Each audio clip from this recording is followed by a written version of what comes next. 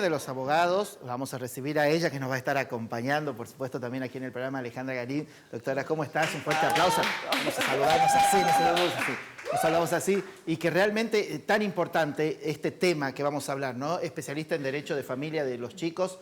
Y bueno, la importancia que tiene, ¿no? A veces cuando uno, Ale, se separa, dice, no, es lo de los niños, ¿no? Exactamente, ese es justamente el tema que vamos a hablar hoy, el derecho alimentario que tienen los hijos, y partiendo justamente que es un derecho de los niños, para desterrar un poco esta creencia de que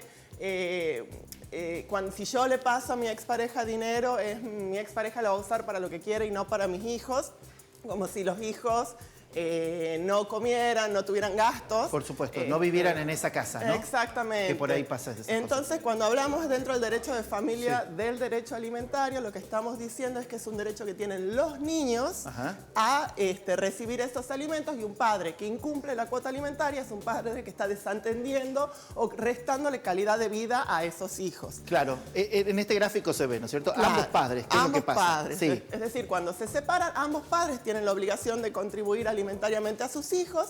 Si al momento de pedir alimentos, el juez va a valorar la persona que tiene a cargo el cuidado de esos niños y la va a dotar, o sea, le va a dar a ese cuidado un contenido patrimonial.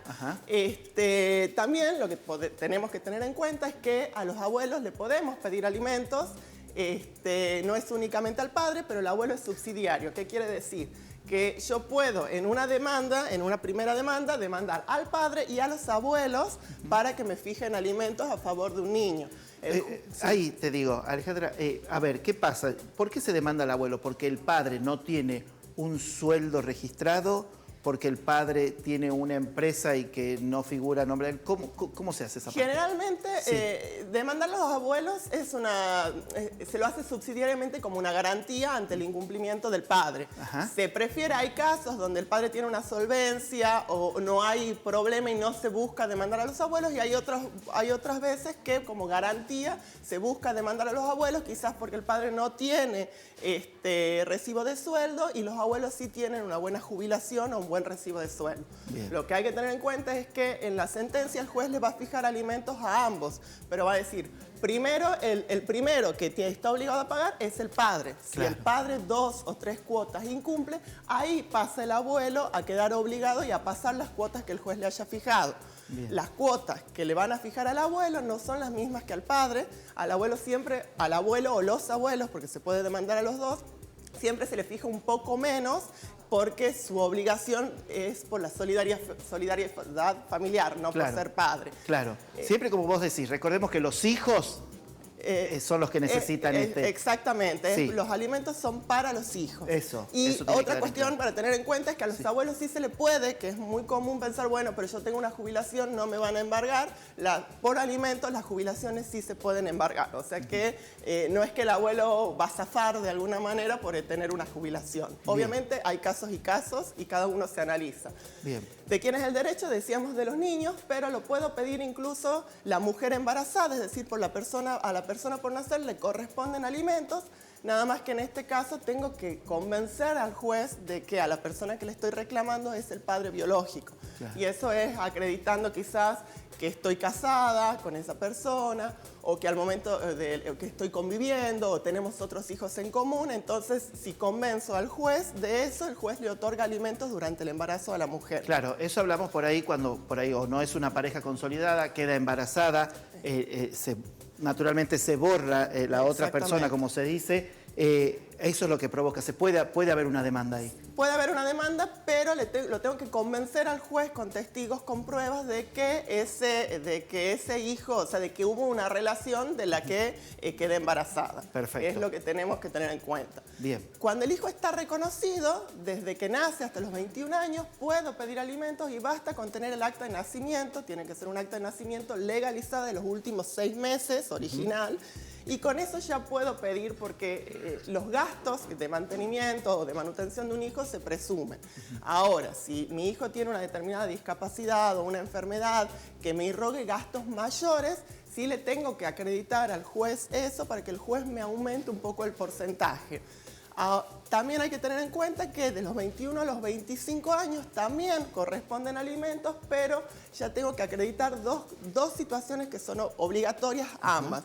Que el joven esté estudiando, sea alumno regular del secundario, un oficio, una profesión, y que además no cuente con trabajo, es decir, con ingresos propios.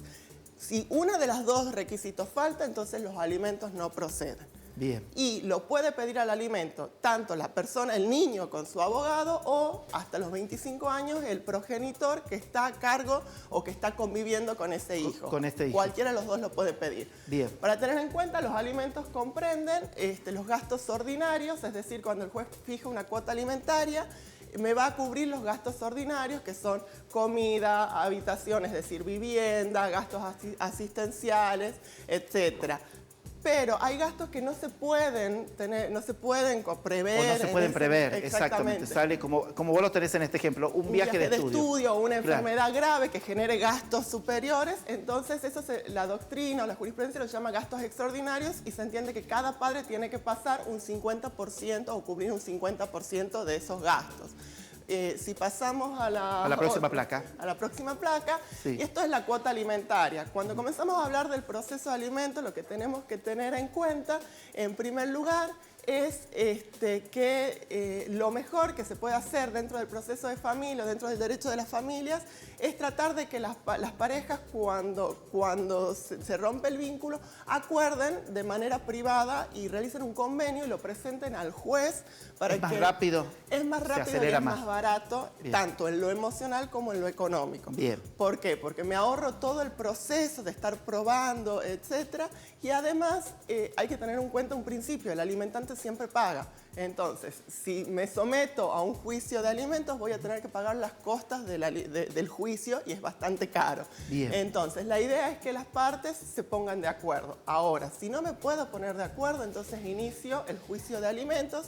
Este juicio de alimentos se inicia con una demanda donde le pido cautelarmente, es decir, que provisoriamente, desde que inicio el juicio hasta que termine el juicio, se me fije una cuota alimentaria que la voy a ir percibiendo a lo largo del proceso. Que puede quedar esa como definitiva o se puede aumentar. Claro, más con la inflación. Con la inflación y de acuerdo a las probanzas, lo que yo pueda probar para que me aumenten van esa aumentando, cuota de acuerdo a cosas extraordinarias también que pueden ir sucediendo, ¿no? A lo largo de la vida de un niño. Bien, pasamos a la última placa. Vamos a ver, ¿qué pasa y acá? ante el incumplimiento alimentario, lo que hay que tener en cuenta es que el juez puede o le puede exigir al juez medidas razonables para el cumplimiento, y estas medidas razonables generalmente las solemos ver en las noticias, como vimos hace poco en Montero, que se había obligado a EDET que cobre en la factura de la luz la cuota alimentaria. Obviamente esto no es que al momento que pido la demanda el juez me lo otorga, sino se tiene que demostrar fehacientemente que estamos frente a una persona que ha burlado todos los intentos de pago de alimentos. Uno de los ejemplos que a los abogados nos gusta citar, que es el único en el país, fue un juez de Chubut que lo invitó a vivir en calle, es decir, le dijo al señor: usted a partir de ahora vive en calle, como lo puso en calle a su situación de hijo, y le puso multa a cualquier persona que le diera cobija. Además lo invitó a que, si quería tener un lugar donde dormir, podía ir a la comisaría. Estas medidas... Fue un fallo importantísimo que se dio, ¿no? Y único en el país. Único, ¿no? Que marcó esa jurisprudencia. Exactamente. Bien, bueno, realmente es importante. A veces siempre dicen, ¿no? Madres que por ahí dicen la demora para cerrar, ¿no? ¿Por qué tiene tanta demora esto? Los tribunales, y sobre todo en familias, están con muy pocos jueces, están abarrotados, tienen mucha demora, por eso también es lo que decíamos, conviene realizar convenios particulares, y después están justamente estos padres que creen, o están convencidos o buscan no pasar alimentos a sus hijos sin darse cuenta del perjuicio que le están causando a sus hijos. Sus hijos, son los hijos. Son los hijos de ellos.